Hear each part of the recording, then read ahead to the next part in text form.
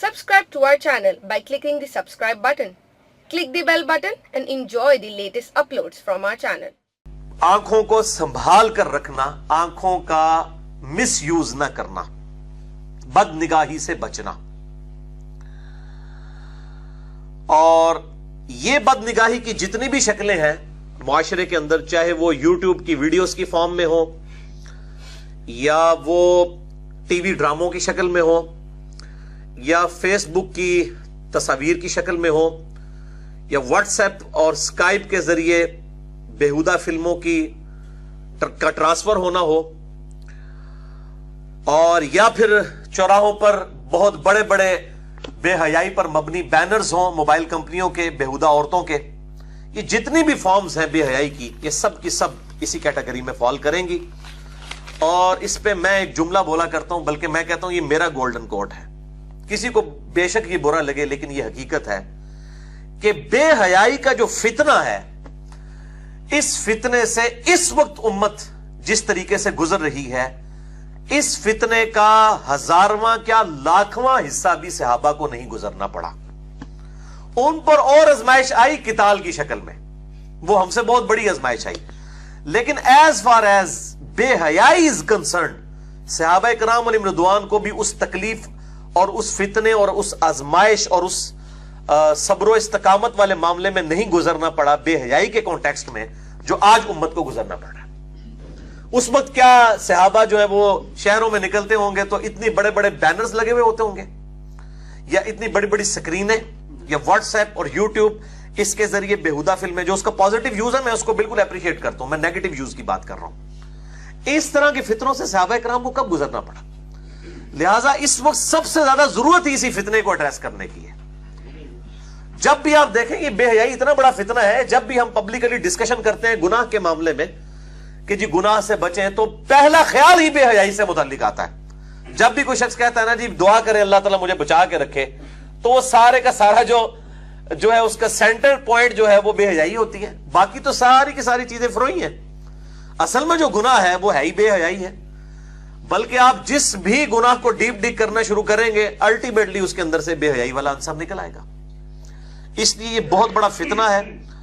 और ये जितने भी मॉडर्न फॉर्म्स हैं व्हाट्सएप के जरिए, स्काइप के जरिए, और अब तो ये अगले दिन मैं जियो पे भी देख रहा था, एक खबर चली है, इंटरनेशनल मीडिया पे भी चली है, कि इवन आप अपने घरों के अगर टीवी बंद भी कर देना, जिन टीवीज के अंदर और नए जो मोबाइल आए हैं उनके अंदर कैमरे लगे हुए हैं, तो वो जो कैमरा बनाने वाली कंपनियां हैं या टीवी बनाने वाली कंपनीज हैं, वो आपकी वीडियो उतार सकते हैं बंद हालत में भी।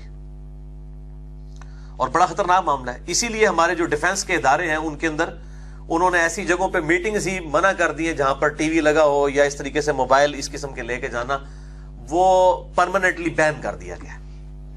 इस तरह टेक्नोलॉजी राइज कर चुकी है। इस तरह की यूएसबीज आ गई हैं कि अगर आपके कंप्यूटर में सिर्फ यूएसबी लगा दी जाए, वो आपको तो सड़क से गिरी पड़ी मिलेगी और आप बड़े शौक से कहेंगे चलो मुफ्ता आता है। आप अपने कंप्यूटर में लगा देते हैं तो आपके कंप्यूटर का सारा डाटा जो है वो इंटरनेट के जरिए एक्सेस किया जा सकता है। ये बड़ा खतरनाक मामला है। ये इलेक्ट्रॉनिक जो है वो किस नहज पे तरक्की कर चुकी है हम सोच भी नहीं सकते। और ये कोई गपशप वाला मामला नहीं है, हकीकत है।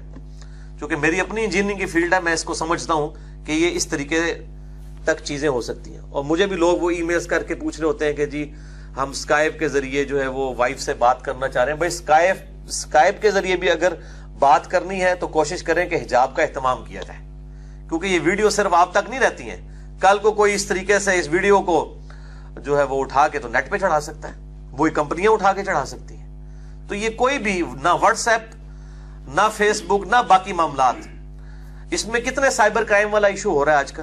अब पाकिस्तान में भी कानून पास हो चुका है साइबर क्राइम के हवाले से, बल्कि अगले दिन लाहौर में एक नौजवान को 2 साल की सजा भी हुई है। उसने किसी औरत की इस तरीके से तस्वीर जो है वो नेट के ऊपर उसको अडोब फोटोशॉप के जरिए चढ़ा दी, तो उसने केस किया तो उसको सजा हो गई है। और नाकाबिले जमानत जुर्म है। पाकिस्तान के अब जो कानून पास हुआ है ना, उसमें ये नाकाबिले जमानत जुर्म है और जुर्माना अलग से। तो ये मामलात बड़े खतरनाक हैं, इसमें बड़ी एहतियात की जरूरत है। और ये सब की सब चीजें ये खुतवात शयातीन है, खुतवात शैतान है, शैतान के ये रास्ते हैं मुख्तलिफ, ये उसके समझ लें कि जाल हैं। कुरान हकीम में इन्हीं को اللہ تبارک و تعالیٰ نے کئی مقامات پر خطوات شیطان کا کہا ہے، انہی چیزوں کو جو بے حیائی کی طرف لے جانے والی چیزیں ہیں۔ تو پہلی حدیث صحیح بخاری اور صحیح مسلم کی متفق علیہ حدیث، مشکات میں اس کا نمبر ہے 86، کہ آپ صلی اللہ علیہ وسلم نے فرمایا آنکھ کا زنا دیکھنا ہے، زبان کا زنا بولنا ہے، ہاتھ کا زنا پکڑنا ہے، ٹانگ کا زنا چل کر جانا ہے، اور نفس تمنا کرتا ہے اور شرمگاہ اس کی تصدیق کر دیتی ہے۔ یعنی یہ سارے کے سارے اعضاء جو ہیں وہ اس بے حیائی کے اندر انوالو ہوتے ہیں۔ الٹیمیٹلی سٹارٹ جو ہے وہ آنکھ سے ہوتا ہے، اس لیے آنکھ کا ذکر پہلے کیا، زبان، ہاتھ، ٹانگ اور دل کا ذکر بعد میں کیا۔ دوسری حدیث صحیح مسلم میں ہے، مشکات میں اس کا نمبر ہے 3104۔ جریر بن عبداللہ رضی اللہ تعالیٰ عنہ کہتے ہیں کہ میں نے اللہ کے محبوب صلی اللہ علیہ وآلہ وسلم سے اچانک اٹھ جانے والی نگاہ سے متعلق پوچھا تو آپ صلی اللہ علیہ وسلم نے فرمایا، حکم دیتے ہوئے مجھے، کہ جب تمہاری اچانک نظر اٹھ جائے کسی غیر محرم پر تو فوراً اپنی نگاہ کو ہٹا لو۔ اور اسی میں وہ بات کہی جاتی ہے نا کہ پہلی نظر معاف ہے۔ پہلی نظر کا ہاتھ نہیں چھاٹ کے آنا نا، پہلی نظر سے مراد ہے کہ آپ کو پہلی دفعہ پتہ چل گیا، اس کے لیے دیکھنا شرط نہیں ہے، بلکہ اگر کسی کو اندازہ بھی ہو گیا کہ سامنے سے عورتیں آ رہی ہیں، اس کی پہلی نظر ہو جائے گی۔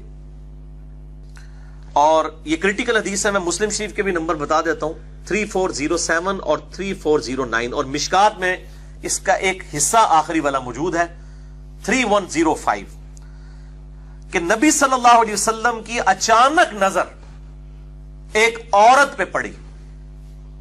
یہ صحیح مسلم پڑھ رہا ہوں، کوئی سٹوری بک نہیں ہے۔ آپ صلی اللہ علیہ وسلم فوراً اپنے گھر گئے، اپنی بیوی زینب کے ساتھ ازدواجی تعلق قائم کیا۔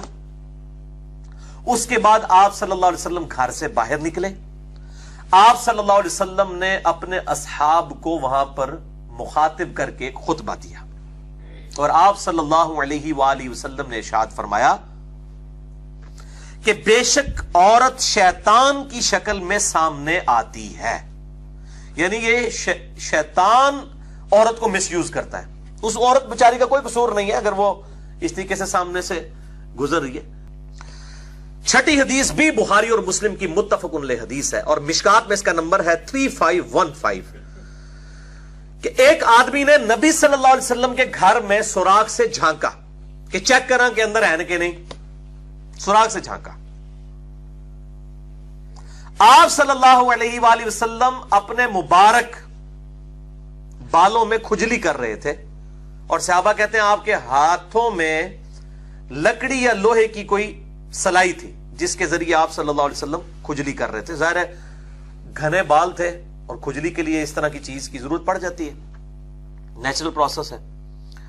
آپ صلی اللہ علیہ وسلم کو جب یہ بات پتہ چلی نا کہ یہ، اس نے آگے بتایا ہوگا کہ بھئی میں جھانک رہا تھا اس طریقے سے، میں نے چیک کیا تو میں اس لیے آپ اجازت لے کے اندر آئے ہوں، تو آپ صلی اللہ علیہ وآلہ وسلم نے فرمایا اگر میں تمہیں پہلے دیکھ لیتا کہ تم میرے گھر میں جھانک رہے ہو تو یہ لوہے اور لکڑی کی جو سلاخ ہے میں تمہاری آنکھوں میں چھپو کر تمہاری آنکھیں ختم کر دیتا۔ اور پھر آپ صلی اللہ علیہ وسلم نے فرمایا کہ دیکھنے کی وجہ ہی سے تو اجازت لینا مقرر کیا گیا ہے۔ یہ بڑے کریٹیکل الفاظ ہیں کہ یہ جو کہا گیا کہ گھر میں بغیر اجازت کے داخل نہ ہو، وہ یہ آنکھوں کی وجہ سے مقرر کیا گیا ہے، اصل ایشو ہی آنکھیں۔ اسی کانٹیکسٹ میں بخاری اور مسلم میں ایک اور حدیث بھی ہے، مشکات میں اس کا نمبر ہے 3514، کہ آپ صلی اللہ علیہ وسلم نے فرمایا اگر کوئی شخص بلا اجازت تمہارے گھر میں جھانکے اور تم پتھر یا کنکر مار کے اس کی آنکھ پھوڑ دو تو تم پر کوئی گناہ نہیں ہے، قانوناً اس کے اوپر کوئی گرفت نہیں ہے اگر کسی کی آنکھ نکال دی جائے اس طریقے سے، کیونکہ بلا اجازت تو نہیں ہو سکتا۔ اجازت ہوگا ظاہر ہے عورتوں کو پھر پردے پہ کر لیا جائے گا، پھر تو گھر میں آنے کی اجازت ہے، لیکن بغیر اجازت کے کوئی دیکھتا ہے جھانکتا ہے یہ چیز منع ہے۔ اس کانٹیکسٹ میں ایک بڑی رکت انگیز حدیث ہے، سنن طبرانی میں صحیح سند کے ساتھ، انٹرنیشنل نمبر کے مطابق 486 نمبر ہے، جز 20 اور صفحہ 212 پر، کہ آپ صلی اللہ علیہ وسلم نے فرمایا کوئی شخص کسی غیر محرم عورت کو ہاتھ لگائے یہ اس سے بدتر ہے کہ اس کے سر میں لوہے کی کیل ٹھونک دی جائے۔ یعنی لوہے کی کیل کسی کے سر میں ٹھونک دی جائے، اس کی وہ تکلیف نہیں ہے جو اس چیز کا عذاب ہونے والا ہے کہ کوئی شخص کسی عورت کو، غیر محرم عورت کو ہاتھ لگائے. مسند احمد میں حدیث موجود ہے، عائشہ رضی اللہ تعالیٰ عنہ کہتی ہیں نبی صلی اللہ علیہ وسلم نے کبھی بھی کسی غیر محرم عورت کو ہاتھ نہیں لگایا، بیعت کے لیے بھی، نیور. اور آج کل آپ پیر اور مریدنیاں ان کی، اور پھر وہ دیکھیں ہاتھ پھیر رہے ہوتے ہیں. بلکہ اب تو پتہ نہیں یوٹیوب پہ کیا کیا ویڈیو ہیں، اب تو پتہ نہیں وہ معانکہ اور کہاں تک باتیں پہنچ چکی ہوئی ہیں، اور میڈیا نے یہ سارے ان کے چٹے بٹے کھول دیے، اور لوگ بڑے وہ کہہ رہے ہوتے ہیں نہیں یہ جعلی پیر ہے، اصلی پیر اس طرح کے نہیں ہوتے. دیکھو بھائی، پیری مریدی کا جو سسٹم ہے وہ پورے کا پورا ہی فراڈ ہے. جعلی اور اصلی والی کون سی بات ہوئی؟ سر آج کل کا ایک بہت بڑا مسئلہ ہے نظروں کی حفاظت. بے شک بہت بڑا ایشو.